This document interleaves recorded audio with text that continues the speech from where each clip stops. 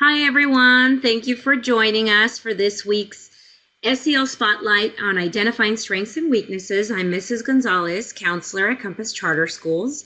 And to get started today, I'm going to ask you to reach for something. Don't think about it. Just grab something, first thing that you see or you think about. Did you use your right or left hand to grab the item that you grabbed? Why did you use the hand that you used? Is the hand that you use to grab the item, is that your dominant or stronger hand? Does this mean that the hand that you didn't use to grab the item, is that a hand that's worthless or useless? Why or why not?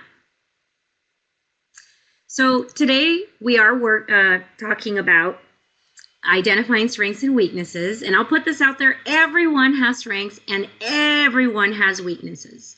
However, just like the less dominant hand that we didn't grab the item with, right? Weaknesses do not need to be obstacles because they can actually benefit us in other ways. Today, I hope that you'll be able to identify your individual strengths as we explore the relationship between your strengths and your weaknesses. So a strength is an activity that makes you feel strong. It's not just something that you're good at, that's actually called a skill. A strength is an activity that you're good at and it gets you excited about doing it. It energizes you, engages you, and gives you a sense of flow when you're doing it. You lose track of time sometimes when you're using your strengths and you want to keep doing those things that let you use your strengths. On the other hand, a weakness is something that makes you feel weak. So it may be something that you're good at, but that activity drains you. And it's important to note, however, that sometimes weaknesses can be turned into strengths. How, you may ask? Well, I think this is best illustrated with an example. Say someone's weakness is that he or she is a poor speller. So that person might say something like, I'm a poor speller, so I have to proofread what I write very carefully. And so writing can take a bit longer than for other people. And the way that you can turn that around is by adding something like, but when I proofread, I usually catch other mistakes too, not just those spelling errors. And this actually makes my writing stronger than it may have been if I were a good speller. So really, it's all about perspective and attitude. And you can learn this skill to reframe the negative, quote unquote, into positive. If you can do that now and start learning that now, it's going to help you throughout the rest of your life. For example, if you get teased about something, or if you're at a job interview, this is where you would be using that skill of turning the negative into the positive. So go ahead. I challenge you to pause this video for a minute and think of a weakness that you might have and turn it around. See how you can turn that into a strength. And if you have a difficult time, then I invite you to pause for an even longer time and brainstorm how, if you can't turn it around, to reframe it, brainstorm how you can overcome that weakness. So welcome back from your pause. Knowing what you're good at is actually a real strength in and of itself. Successful people focus on doing what they're best at, what they're passionate about, and then they make sure to work with others who are strong in other areas in which they are weak. That way, everyone is always doing what he or she is best at, and it keeps a really good team energy. For you in your classes, you may have to work, let's say, like in a group project, and your strength, let's say, it's public speaking. But your weakness is using technology. So perhaps you can complement yourself with working with a partner that is maybe more of a techie. So let's delve a little bit deeper with identifying your strengths. I'm going to ask you to close your eyes and think back when you were younger, or in present day if it's easier. What did you love to do? What did other people say about you? What were your deep interests and curiosities? And how do all of those things play out or show up for you today? So you may need to pause this video to think about your answers to these questions. We are going to be looking at a handout, handout A, identifying your strengths, and the link for it can be found in the description of this video. So if you expand it, you should be able to click into it and be able to download a copy of that. There's 3 parts to completing that sheet.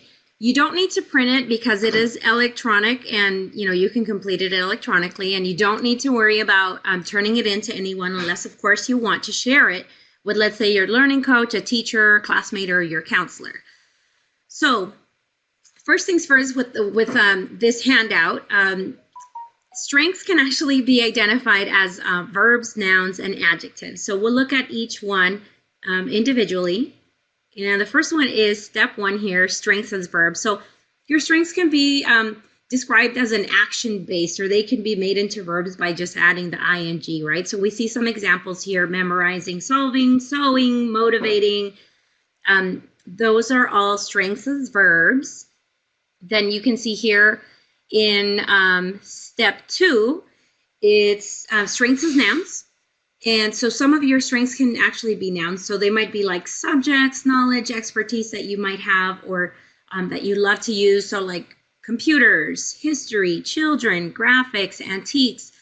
Those would be all examples of strengths as nouns. And then number 3, or step 3 here, we have strengths as adjectives. So these are going to be enhancing some of the action verbs that you've listed. Excuse me.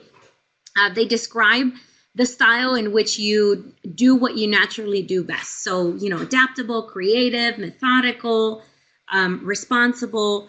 They're all, enhancing some of the other words that you may have already listed. And we see an example on here that says research methodically, organize quickly. I would consider myself personally a creative organizer. So the benefits of recognizing your strengths, why is it important to know what you're good at? Well, number 1, you develop a self-awareness. Number 2, you increase your confidence. Number 3, and probably my favorite, is you live and you can be happier, especially if you're able to reframe those weaknesses into positives, right? Strengths. And then lastly, you can be more successful. Kind of going back to knowing what you're stronger and weaker at to complement yourself in that team environment. So I'm going to ask you to pause this video for maybe 5 to 7 minutes or so. It should take you to complete the handout A, and I'm going to ask you to write down in the appropriate places on that sheet the 3 action items for the different areas. So if you want to go ahead and hit pause, go ahead and do that. And welcome back. I hope the handout A activity wasn't too challenging for you to complete. Before closing, though, on this week's SEL Spotlight, I do want to leave you with some reminders. And the first one is that, again, everyone has strengths and weaknesses. So it's really important to be able to look at yourself and reflect to find out what you're good at, what might take you a little bit longer, right, to get done. And then number 2, it's important to identify your own strengths and weaknesses so you can strategically overcome them or use them to your advantage. Number 3, successful people always identify both their strengths and weaknesses. So those people that we can look up to, they've essentially been able to focus on what they do best. And that's why they've been so successful, right? And then they also have learned to work with others who have the strengths in areas in which they may be weak in.